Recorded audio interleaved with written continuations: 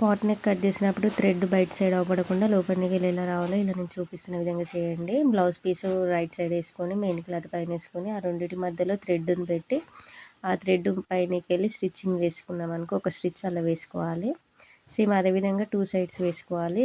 Main క్లాత్ను lining క్లాత్కి మధ్యలో thread పెట్టుకొని దానిపైన స్టిచ్ చేసుకోవాలి. ఆ తర్వాత ఎక్స్ట్రా ఉన్న బ్లౌజ్ పీస్ అంతా కట్ చేసుకోవాలి. ఎక్స్ట్రా ఉన్న బ్లౌజ్ పీస్ అంతా కట్ చేసుకొని అక్కడక్కడ రౌండ్ కరెక్ట్గా తిరగడం కోసం అక్కడక్కడ టక్స్ పెట్టుకోవాలి. టక్స్ పెట్టుకోవడం వల్ల మనకి ఈజీగా టర్న్ అవుతుంది బ్లౌజ్ పీస్, ఇట్లా రివర్స్ కరెక్ట్ నీట్ ఫినిషింగ్గా ఉంటుంది.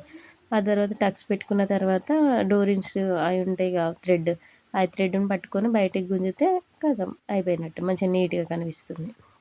మనం ఓకే అదో ఇదో టెస్ట్ లాంటివి అవి పెట్టి బయటకు అనకుండా క్లాత్ని అలా లోపలికి వేసుకోవడం వల్ల ఏమంటే థ్రెడ్ని గుంజంగానే కరెక్ట్ షేప్ వస్తుంది, పాట్ నెక్ కరెక్ట్ నీట్గా వస్తుంది.